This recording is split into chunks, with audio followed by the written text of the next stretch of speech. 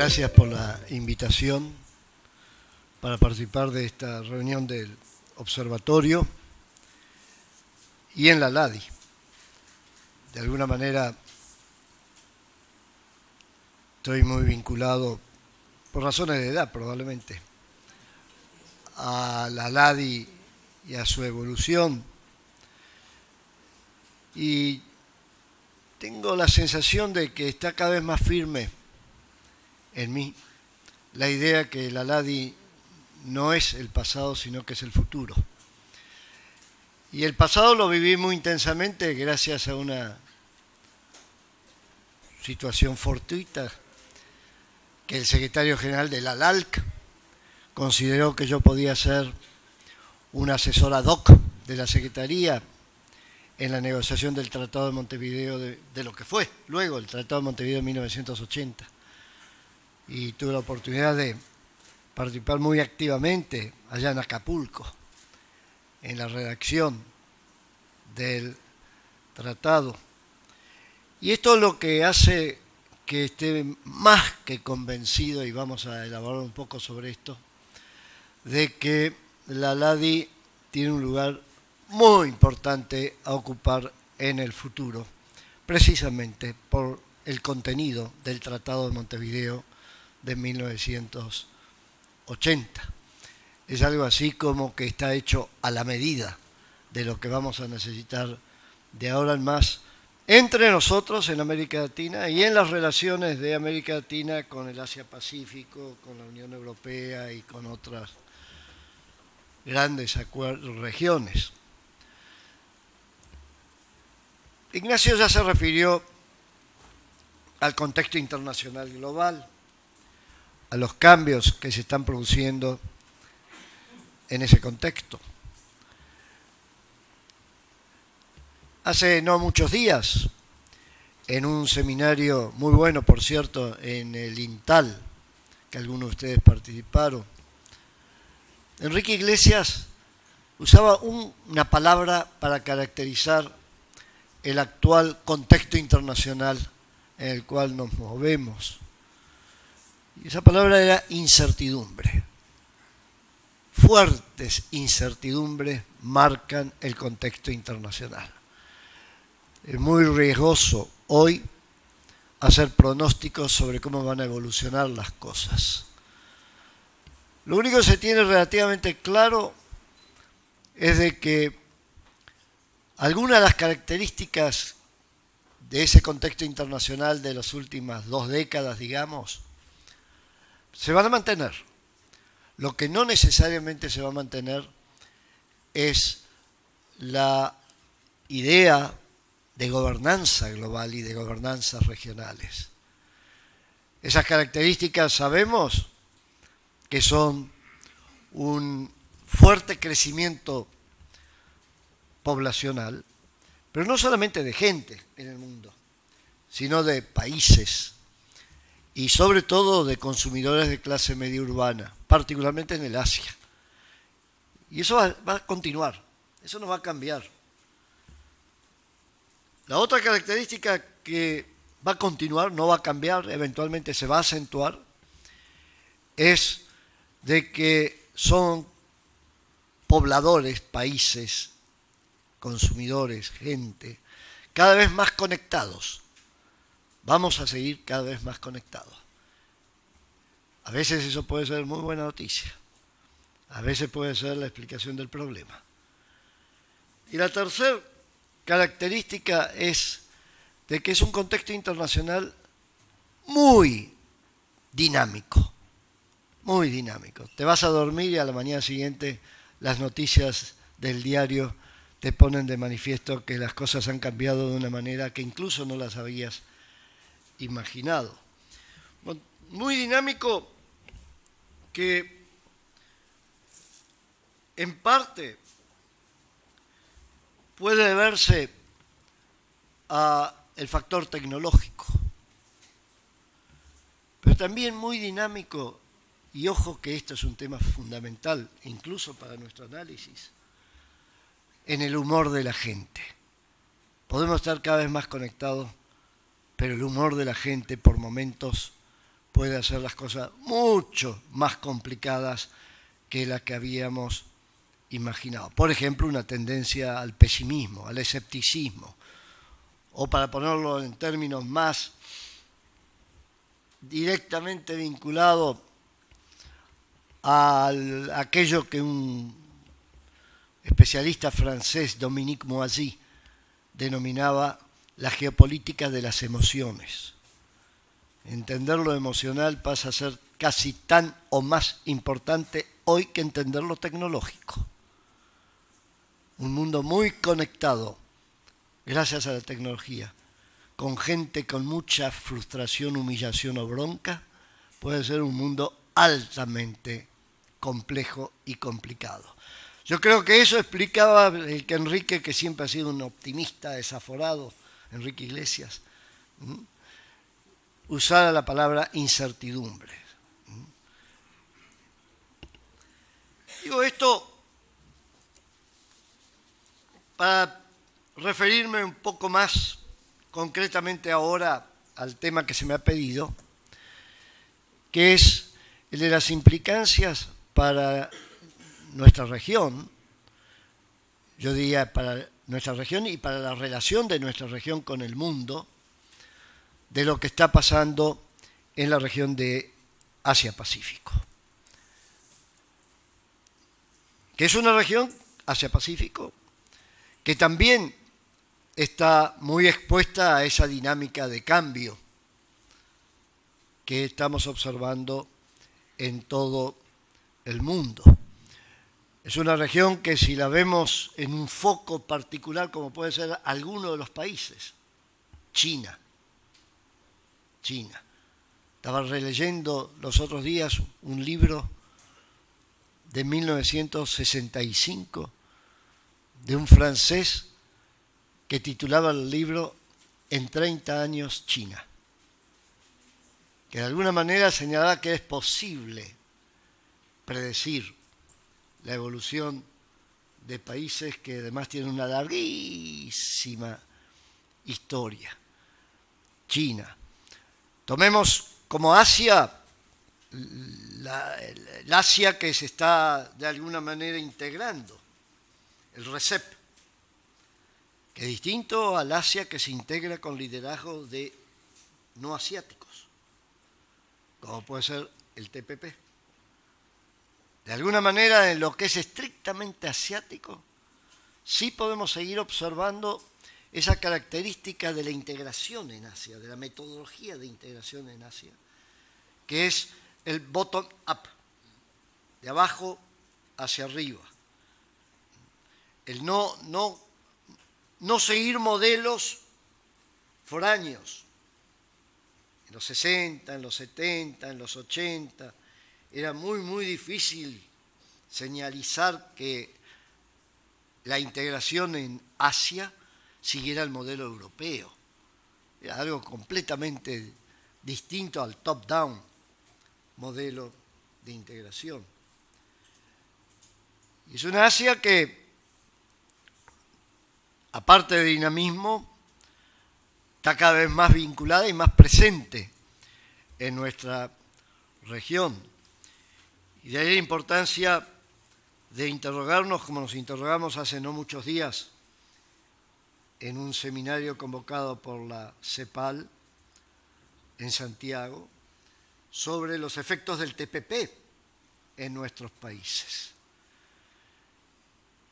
Que es algo que requiere, por otra parte, interrogarnos acerca de qué es exactamente el TPP, el Trans-Pacific Partnership.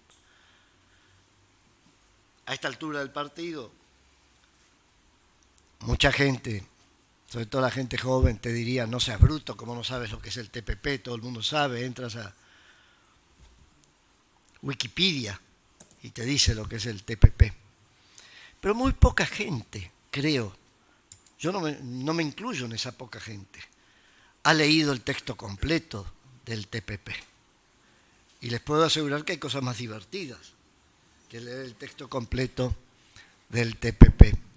Por otra parte, ha sido publicado no hace mucho, un mes, mes y medio.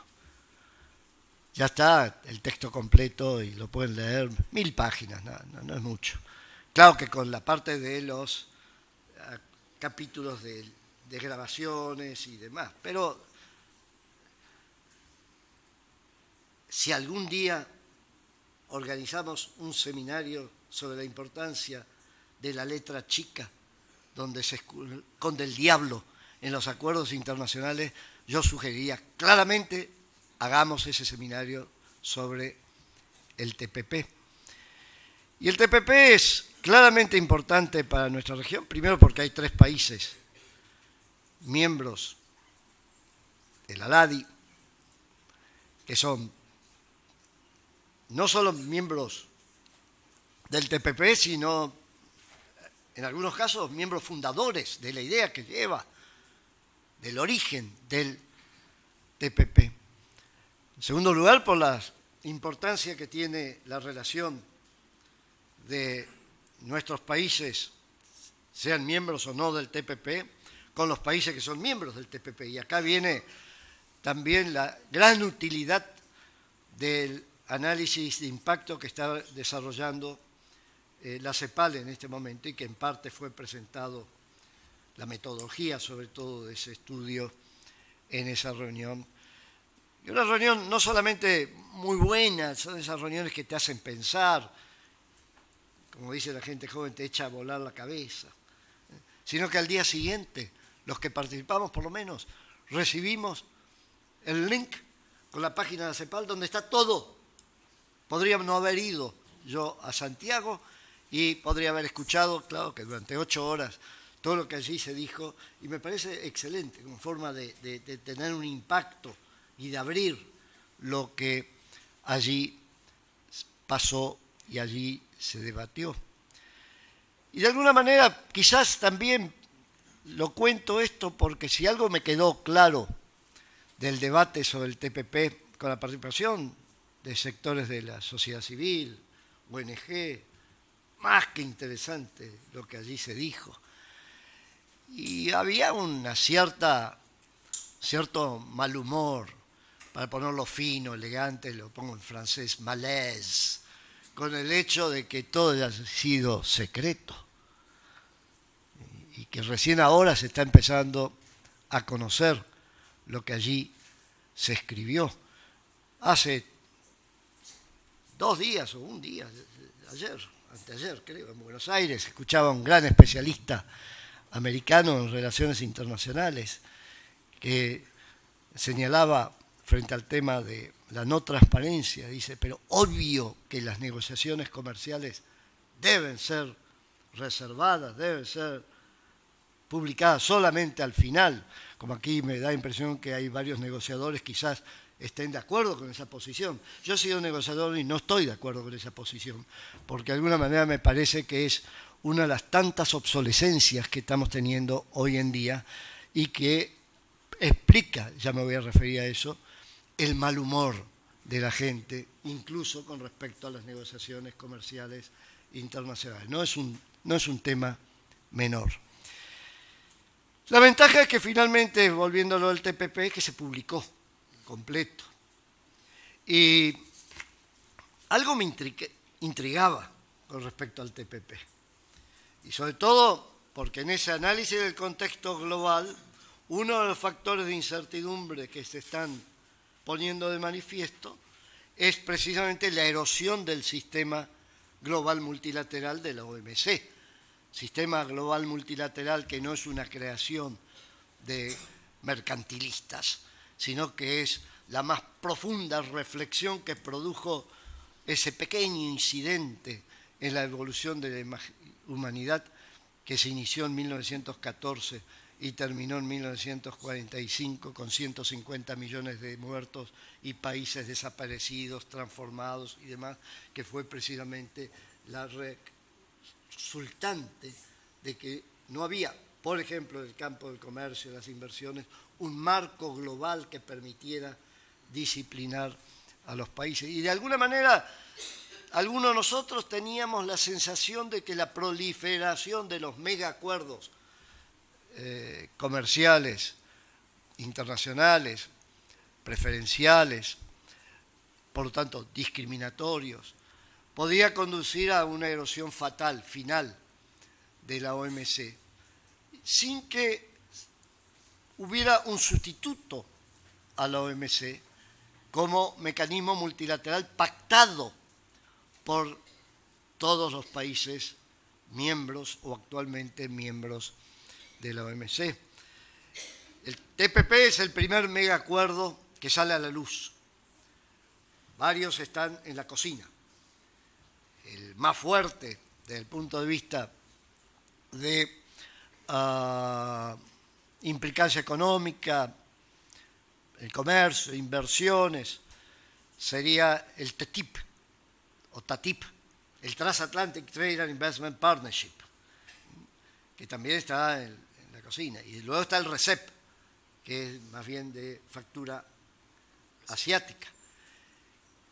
Y luego están los que estamos nosotros negociando. Por ejemplo, el caso de Unión Europea-Mercosur, que ilustra este caso las dificultades que a veces tenemos para entender estos acuerdos y para seguir estos acuerdos. Yo tengo la sensación, habiendo sido negociador también, quizás he sido parte del problema, de que en materia de negociaciones comerciales internacionales, y pido disculpas de decirlo en este foro, en este lugar, hay mucho de bluff game que da lugar al blame game. El bluff game es hacer como que estoy negociando. Y el blame game es, finalmente no pude porque usted tiene la culpa. Por supuesto, no yo. Y esto lo digo con motivo de la negociación Unión Europea-Mercosur. Teníamos la sensación que los culpables éramos los argentinos proteccionistas que no queríamos negociar. Por momentos parecían como culpables los brasileros. Hace 3 días quedó claro dónde está el problema, con esa noticia que ha sacudido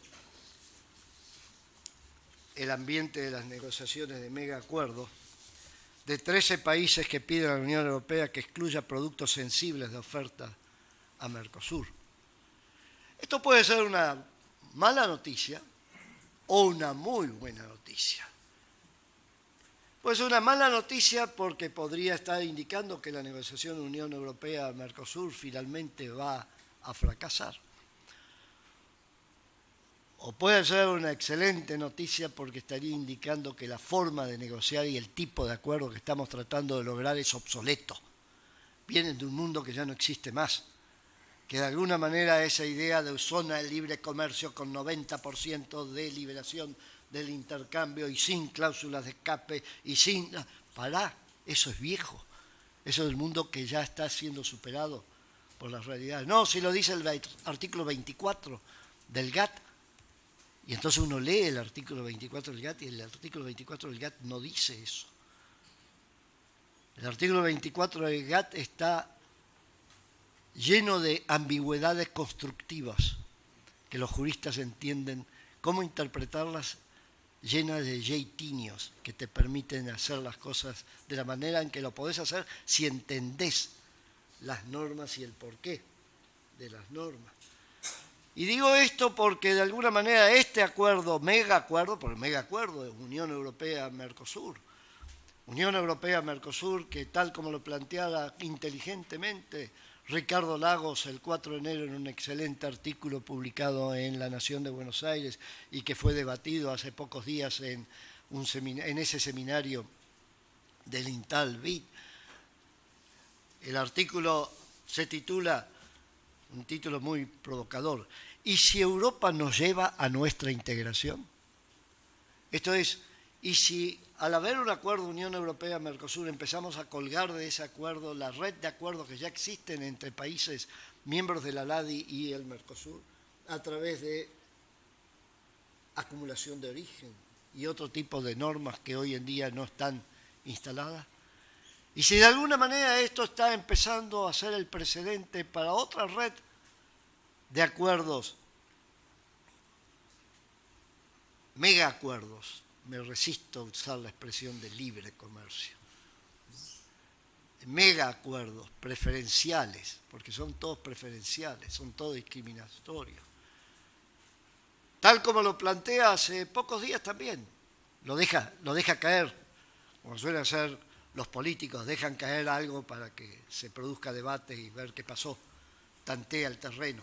Lo deja caer el canciller de España al pasar por Buenos Aires la semana pasada y dice, no deberíamos pensar en un acuerdo trilateral transatlántico. Unión Europea, Estados Unidos, pudo haber dicho América del Norte.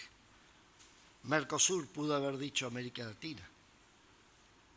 Pudo haber entrado, pero eso no es la tarea de un político, eso de después vienen las realidades.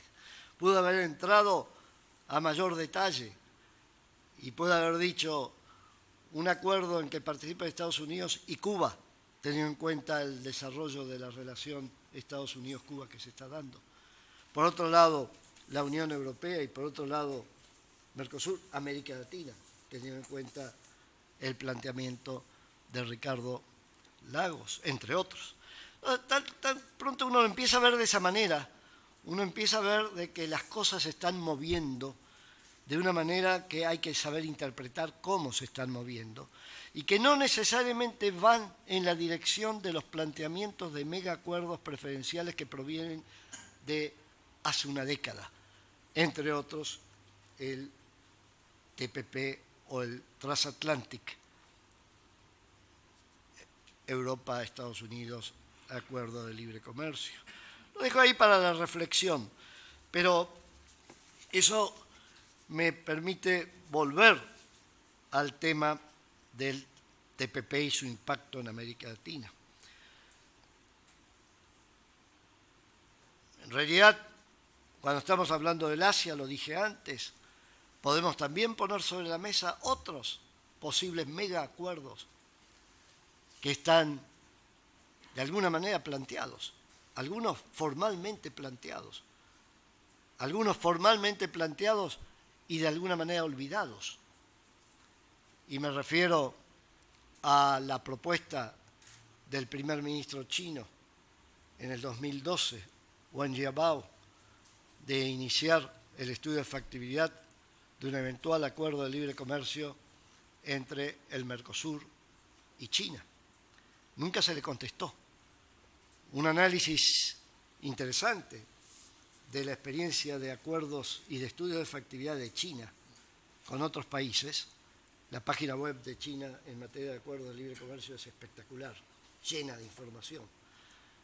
Y señala, por ejemplo, que el estudio de factibilidad que llevó al acuerdo de libre comercio con Corea demandó 10 años. Por lo tanto, aceptar un estudio de factibilidad no quiere decir que mañana vamos a firmar el acuerdo.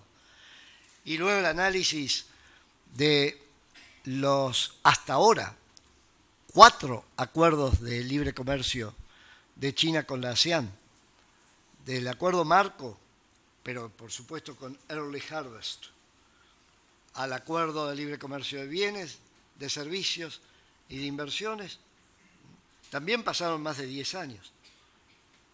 Y según la página web, se está negociando ahora un acuerdo de última generación. No pude encontrar detalles de qué consistía lo de última generación, pero se supone que es más de los acuerdos que ya tenemos. Por lo tanto, la agenda de acuerdos con los países del Asia puede ser muy amplia, muy diversificada y de alguna manera puede ser construida con aporte nuestro, es decir, desde nuestra perspectiva, y voy un poco luego a referirme a ese tema. Y para concluir la parte del TPP y su posible impacto, algo que me intrigó y que lo mencioné en esa reunión de la CEPAL, era qué significaba la palabra Pacífico en el TPP, que era Trans-Pacific Partnership. Porque hasta el momento habíamos estado acostumbrados a que de alguna manera los acuerdos preferenciales eran de regiones relativamente fáciles de definir, regiones geográficas. Europa, podrá discutirse si Turquía es Europa o no, pero Europa. Es decir, Bolivia no podría pedir ser miembro de la Unión Europea, ni Argentina tampoco, Europa. Mismo ALADI, Mercosur, mismo NAFTA. Hay siempre un componente geográfico relativamente bien definido. En el caso del TPP, el concepto mismo de Pacífico puede llevar a levantar preguntas de what are we talking about cuando decimos Pacífico. Pero luego de esa reunión y de la respuesta que recibí en esa reunión, que no me dejó tranquilo, finalmente decidí leer el tratado. Pero como leer el tratado era tan largo, leí solamente la normativa sobre acceso y recomiendo fuertemente que lo lean. Y a partir de la lectura empezaron a caer cantidad de cosas que se han escrito y dicho sobre el TPP, de aquello que decía Pascal Lamy cuando todavía era director de la OMC en una conferencia muy buena en Delhi. Decía, la geopolítica ha retornado a la mesa de negociaciones comerciales internacionales.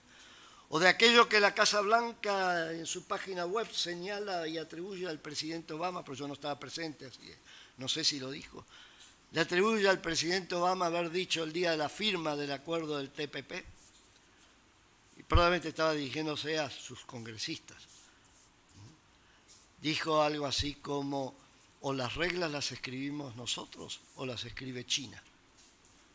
Entonces, de alguna manera me da la impresión de que por ahí había algo muy en la línea de lo que ha planteado un gran economista en estos temas, un gran especialista, Richard Baldwin.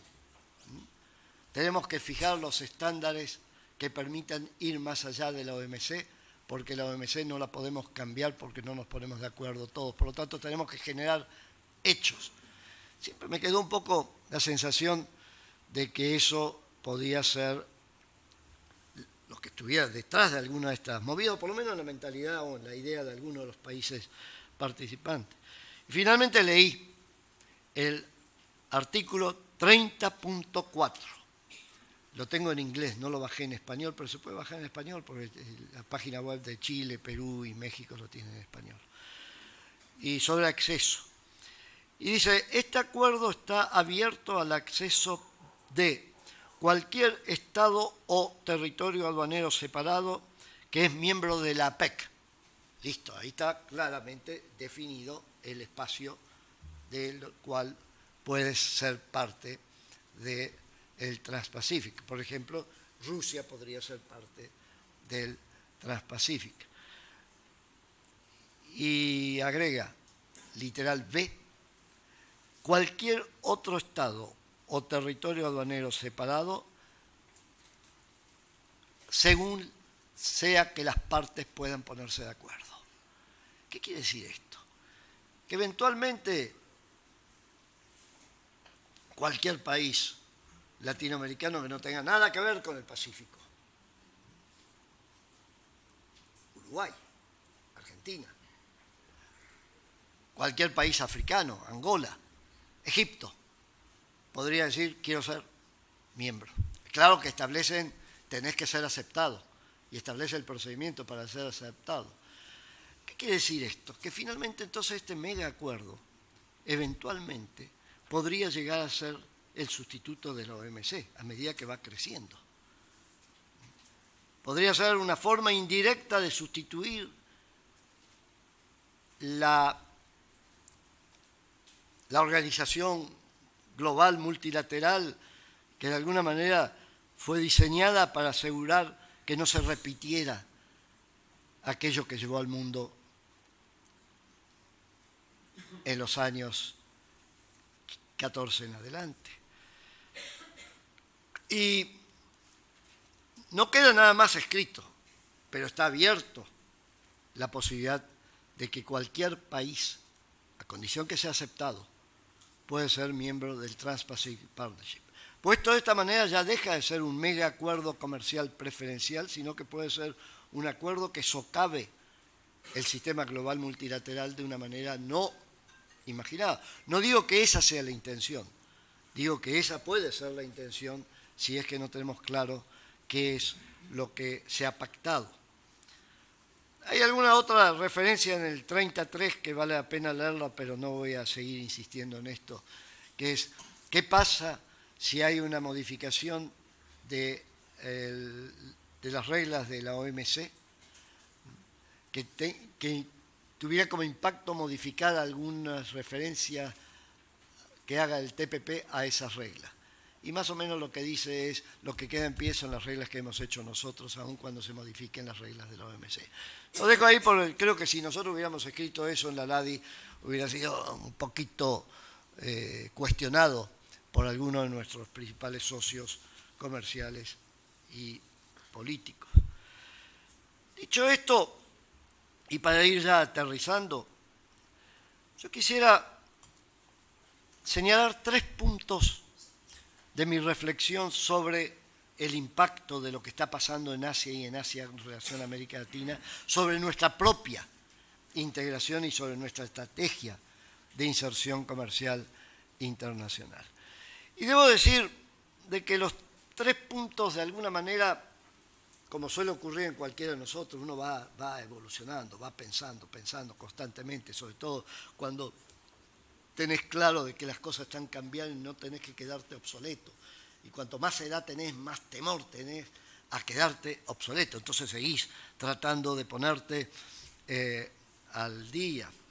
Y yo creo que esos 3 puntos son, en mi caso, responsabilidad exclusiva de la CEPAL, porque me invitó a ese seminario hace 10 días en Santiago.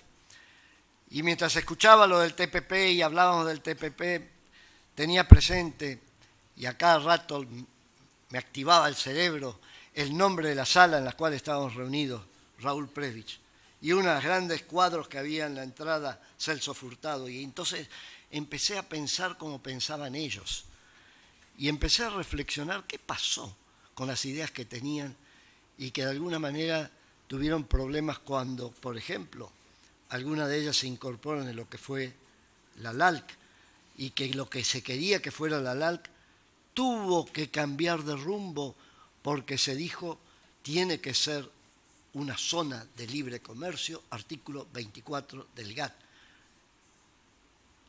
Nadie sabía mucho qué era una zona de libre comercio en esos años, había solamente un precedente que era la EFTA, la zona de libre comercio de Europa.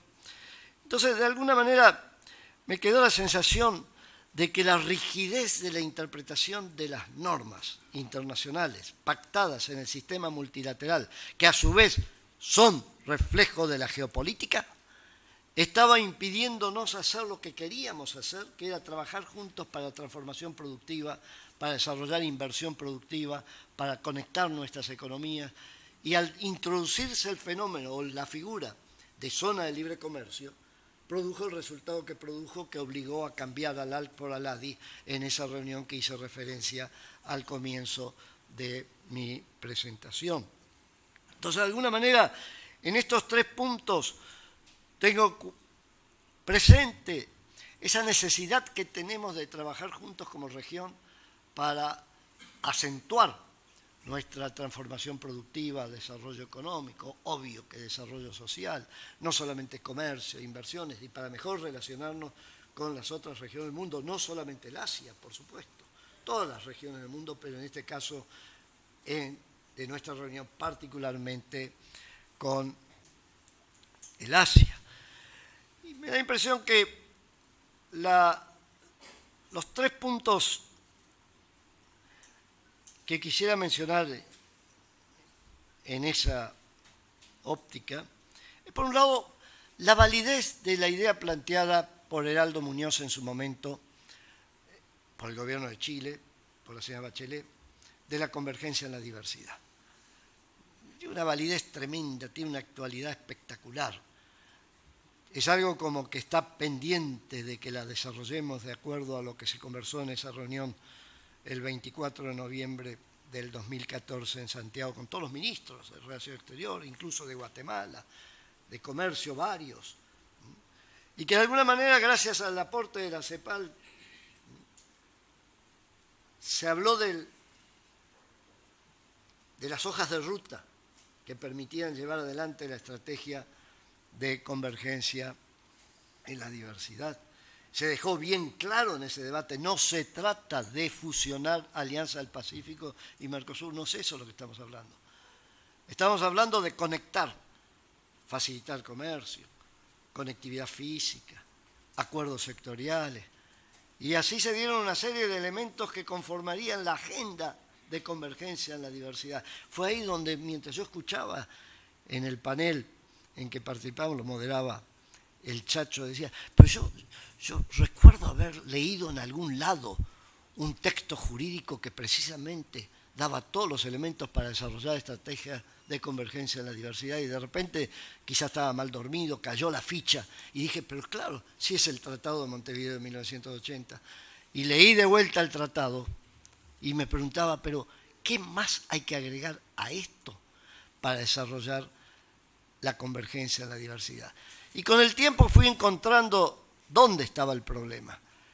Y el problema estaba en que muchos de nuestros socios, particularmente del mundo más industrializado, nos dirían, no lo puedes hacer de esa manera, lo puedes hacer solo si lo haces conforme al artículo 24. Entonces uno podría decir, bueno, pero después de todo está la cláusula de habilitación y la LADI está colgada de la OMC por la cláusula de habilitación. Sí, pero eso está hecho para países muy poco desarrollados. Hasta que de alguna manera luego estudiando el origen de la cláusula de habilitación y porque algo entendía de la OMC, llegué a la conclusión, no, eso está ahí porque lo pagamos. Y me acordé entonces de lo que concluimos en Acapulco, que si ese iba a ser el tratado, necesitamos sacar algo en la OMC que legitimara, en el GATT, que legitimara eso. Y de alguna manera comprendí luego por qué los países latinoamericanos, miembros del GATT, fueron los que impulsaron la cláusula de habilitación para colgar la LADI en la cláusula de habilitación. Y ahora, 20, 30 años después, queda claro que gracias a eso nos liberamos de restricciones que vienen de un mundo que ya no existe más, que está cambiando dramáticamente. Es un tema para pensar, pero me da la impresión de que la estrategia de convergencia en la diversidad, tal como fue planteada en esa reunión y propuesta en el documento de la CEPAL, es algo que perfectamente cabe dentro de la estructura institucional y la mecánica de trabajo de la ALADI. Primer elemento de los tres, la convergencia de la diversidad. Segundo elemento, que yo creo que ahí sí podemos aprender mucho de Asia-Pacífico, de Asia sobre todo.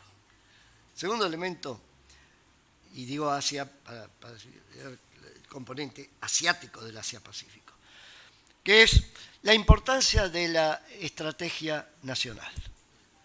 Es decir, ok, pero para hacer todo esto, si tú no sabes qué es lo que quieres y qué es lo que puedes, hermano, tienes problemas. Es decir, si vas a seguir una metodología bottom-up, de construcción desde abajo, tiene que ser una metodología en lo que se logra es concertar intereses nacionales de países que saben qué es lo que quieren. Y para lo cual las reglas pactadas tienen que facilitar la concertación y no ser dogmáticas en cuanto al cómo de la concertación. Yo creo que la estrategia nacional es la que va a determinar la relevancia que para cada país tiene el espacio regional. Puede ocurrir que no nos pongamos de acuerdo, puede ocurrir que a un país no le interesa el espacio regional, listo, está. Pero ¿por qué el resto de los países se tienen que detener en seguir avanzando en figuras creativas, innovativas, sobre cómo trabajar juntos, una vez que descubres que encuentras, gracias a las ambigüedades constructivas del GATT, jeitinios para legitimar tu forma de trabajar con las normas del GATT? No a través de una visión dogmática de qué dice tal artículo o tal otro, sino a través de una visión bien práctica de lo que puede decir. Ayuda muchísimo a esto. ¿Me pasé ya? Ayuda muchísimo a esto algo que también descubrí con el tiempo. Y estos temas son muy lindos porque se prestan a una visión casi de novela policial. Y lo que descubrí gracias a un economista americano de universidad americana que escribió un excelente paper hace 3, 4 años que se titula Los misteriosos orígenes del artículo 24 del GATT. Con ese título, ¿cómo no lo iba a leer? ¿Qué era lo que explicaba el artículo 24 del GATT? Y este señor se había dedicado a leer, creo que eran más páginas que las que yo leí aquí, leer los documentos desclasificados que hasta ese momento habían sido secretos de Canadá y de Estados Unidos sobre una negociación secreta que habían llevado adelante los dos países para establecer una zona de libre comercio entre Estados Unidos y Canadá. Estamos hablando de 1947, cuando el argumento central de Estados Unidos frente a Gran Bretaña era de que no podía permitirse en lo que se estaba negociando, que iba a ser luego el GATT, ningún espacio para la preferencia imperial británica. Y de ahí que quedó la cláusula del abuelo, la preferencia imperial queda para lo que ya estaba firmado en ese momento. Y justo cuando eso se le estaba diciendo a Inglaterra, se estaba negociando en secreto un artículo que llevó a incluir en el artículo 24 algo que no estaba incluido en los primeros borradores, que fue la figura de zona de libre comercio. Lo único que había en el borrador del artículo 24, las primeras versiones, era la unión aduanera. De ahí la gran dificultad que luego hubo para saber de qué estamos hablando por zona de libre comercio. Con lo cual, de alguna forma, confirma esta idea de que no tenemos que tomar todos esos textos en forma dogmática y decir, no, no podemos hacer esto porque está tal texto que nos impide hacerlo. Hay que tratar de entender bien de qué se trata. Y el tercer punto, además de los dos mencionados, la importancia que tiene, yo diría que este es el punto central. Este es el gran desafío que tenemos por delante y que tiene por delante esta casa y los que, de alguna manera, desde fuera de esta casa, a través de la reflexión, del análisis, podemos contribuir al desarrollo futuro del trabajo conjunto de los países del espacio latinoamericano. Sabemos que en toda negociación, cualquiera que haya estado, y varios de ustedes están en las mesas de negociación, más allá del bluff game y del blame game, la clave de una negociación es fabricar puntos de equilibrio, lograr puntos de equilibrio. En el plano nacional, lograr puntos de equilibrio entre intereses ofensivos e intereses defensivos. En el plano nacional, lograr puntos de equilibrio entre el corto, mediano y largo plazo, que muchas veces plantean demandas contradictorias. Pero en el plano de la negociación de un acuerdo o de la puesta en práctica de un sistema como el de la LADI o de un acuerdo como el del TPP o de los acuerdos que negociemos, y vamos a tener que seguir negociando estos acuerdos hacia el futuro, el punto de equilibrio más complejo de lograr, si es que tenemos una visión dogmática de cómo lograr los puntos de equilibrio, es el punto de equilibrio entre las demandas de flexibilidad y las demandas de previsibilidad. Para entender de qué estamos hablando, demanda de flexibilidad para cualquiera que negocia o ha sido negociador, como yo he sido, es lo que te dice el político, sobre todo si está en el último año de gobierno y tiene elecciones por delante. No me ates demasiado porque necesito... No me ates en la interpretación de lo que el Mercosur dijo porque necesito... Y eso es común, es decir, el político con razón demanda flexibilidad, demanda no quedar atado innecesariamente. ¿Cuál es el problema? Es de que la razón por la cual hacemos estos acuerdos, más allá de lo que puede ser lo mediático, salir en los diarios, todo eso que también existe, la razón de fondo, si está bien encarado el acuerdo, es de que haya inversión productiva. Y entonces, así como tienes que poner la foto de tu ministro, tu presidente, para tratar el tema de la flexibilidad en el acuerdo, tienes que poner la foto del inversor, que te va a decir, ¿tú quieres que yo ponga 100 millones o 1.000 millones de dólares en el mercado que me estás prometiendo con estas reglas, que las puedes cambiar en cualquier momento, que puedes recurrir a eso que alguna vez uno ha aprendido o escuchado navegando estos temas, es las reglas están para ser cumplidas en lo posible. Ok, una maravilla, pero entonces pones tú la plata, pero no voy a poner yo plata en función de en lo posible. Yo creo que este es un tema que requiere mucho de reflexión política y mucha reflexión técnica. ¿Cómo lograr previsibilidad?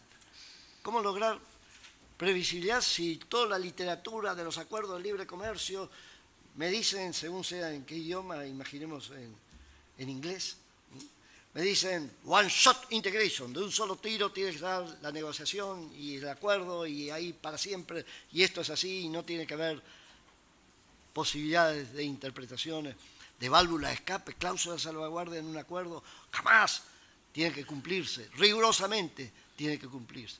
Lo que ocurre es que no se cumple y se va dejando y se va desgastando la figura del acuerdo respectivo.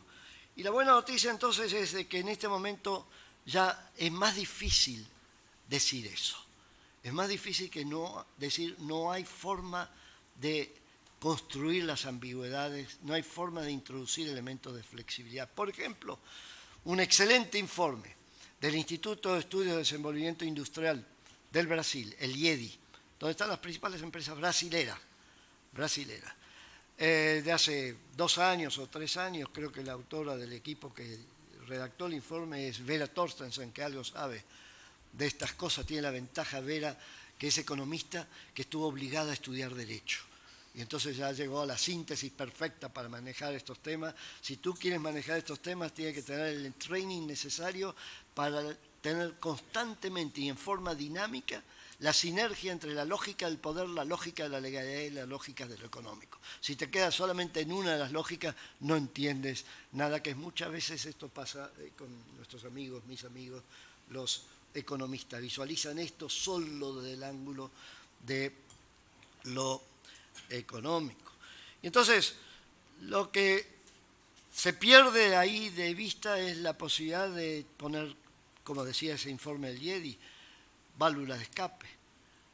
Por supuesto, como era de Vera Torstensen en el informe, estaban previstas válvulas de escape para disparidades cambiarias. Claro que hay que preverlas. Para disparidades macroeconómicas, como estaba previsto en el GATT original, estaba previsto para los países en desarrollo. Y todo eso se fue cayendo en desuso porque esa no era la ortodoxia. Entonces, de alguna manera, para lograr el equilibrio entre previsibilidad y flexibilidad, tienes que dejar la ortodoxia de lado. Y tienes que tener acuerdos que no sean one-shot integration, sino de cláusulas evolutivas que permanentemente vayan evolucionando. Imaginemos nosotros si estaríamos leyendo estas noticias que nos han conmovido sobre el acuerdo Unión Europea-Mercosur, si finalmente alguien dijera, pero ¿por qué tiene que ser el 90%? Puede ser el 60%. Los dicen los que impulsaron otra negociación que no se ha podido concluir, o casualidad. India, Unión Europea, que decían, ¿por qué tenemos que meter el sector automotriz? ¿Por qué tenemos que meter alimentos? Las normas no nos obligan a eso. La interpretación que tú haces de la norma y que se traduce en esa expresión tan clásica en las negociaciones comerciales internacionales de take it or leave it, es lo que introduce la rigidez, pero no la norma como tal. Entonces, tengo la impresión de que por aquí debemos pensar muchas cosas hacia el futuro para lograr negociaciones, por ejemplo, con la Unión Europea, que no tengan la rigidez que tienen los planteamientos que hoy se están efectuando, que puedan ser revisados los acuerdos cada 2, 3 años, cláusulas evolutivas y demás. Si ustedes releen el convenio marco Unión Europea-Mercosur, firmado en 1995, surge inmediatamente la pregunta, bueno, pero ¿y por qué no pusimos en práctica esto? Si de alguna manera esto nos permitía, si hubiéramos puesto en práctica esto, probablemente estaríamos mucho más lejos, habríamos llegado más lejos de lo que hemos llegado hasta ahora en la no negociación entre Unión Europea y Mercosur.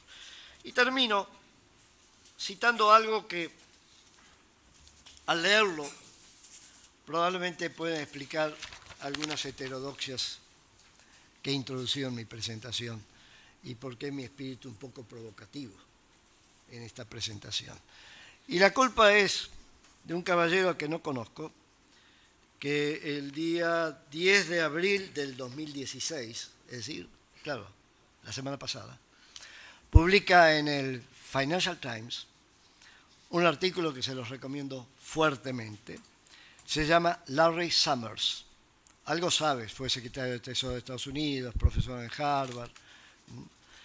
Y lo que plantea Larry Summers en su artículo, que ha hecho bomba por el autor, tiene mucho que ver con lo que hemos estado hablando y está marcado desde el título mismo, lo que él plantea. Y dice, el comercio global debe ser rehecho desde abajo. El problema es que la gente ve en la integración un proyecto originado en élites para élites. Lo dice Larry Summers, no lo dice un comunista, un populista, no, Larry Summers. Y lo que constata él es de que la idea de, con gran consenso después de la Segunda Guerra Mundial, de promover la integración económica global, ha entrado en caída libre. Hay una revuelta contra esa idea, particularmente en los países occidentales. Se manifiesta, y pone un ejemplo, en que los principales candidatos a la presidencia de Estados Unidos han dicho claramente que no apoyan el TPP. Dice, claro, en parte esto se debe a falta de conocimiento, no entienden lo que son estos acuerdos, ¿ok? Y de ser cierto también. Pero señala que el núcleo duro de la revuelta contra la integración global no es la ignorancia, es la sensación de que es un proyecto llevado adelante por élites, para las élites, con poca consideración para los intereses de la gente ordinaria. Ordinary people, no ordinaria en sentido, ordinary people, la gente común, que de alguna manera me recordaba lo que escuchaba de la gente común expresada en las organizaciones ONG que estaban representadas ese día en Santiago. Decía, todo lo que han negociado es secreto, no han tomado en cuenta los pueblos originarios y demás. Una serie de críticas de ese tipo, serán válidas o no, no lo puedo saber, pero lo que sí sé es que quienes representaban a la gente común decían, esto no lo voy a poder vender en mi gente.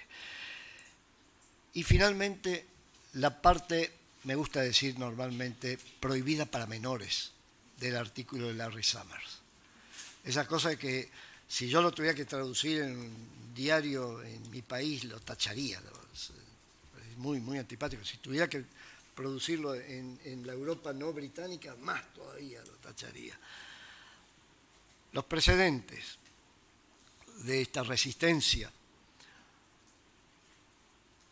a las negociaciones se encuentran en el periodo entre la Primera y la Segunda Guerra Mundial.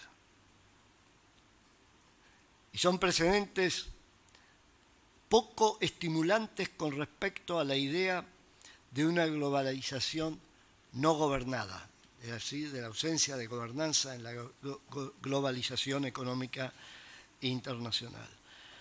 Y de alguna manera está poniendo de manifiesto lo que uno está observando en la resistencia que se está produciendo en Europa, también incluso a un acuerdito desde el punto de vista europeo, pero va a ser más fuerte con el transatlántico, por el tema agrícola. La gente no está de humor para aceptar este tipo de cosas. Aceptarlas por lo menos plantean la forma en que se están planteando. Y ahí viene el desafío enorme que tenemos, de encontrar y ayornar, ajustar la forma de presentar las cosas y de alguna manera, que es la otra sugerencia de Larry Summers, hacer que sea de abajo hacia arriba, es decir, que de alguna manera el énfasis esté puesto más que en la promoción de la integración de mi país a la economía global, esté puesto en la administración de las consecuencias de tal integración desde el punto de vista del empleo, del desarrollo, de cantidad de temas que son los que en el fondo enervan a la opinión pública frente a la idea de acuerdos de apertura indiscriminada de comercio. No estoy diciendo, y no me vayas a retar, Ignacio, de que el TPP sea eso. Estoy diciendo de que es la imagen que está generando el tema del TPP y que la reflexión que tenemos que hacer no es tanto no ser parte del TPP, no negociar acuerdos con el TPP, sino sacar consecuencias prácticas de los deberes que tenemos que hacer para que esas negociaciones no produzcan frustración y resistencia en nuestras respectivas opiniones públicas. Esta sería mi reflexión. No sé si eso era lo que esperabas de mí, pero de todas maneras...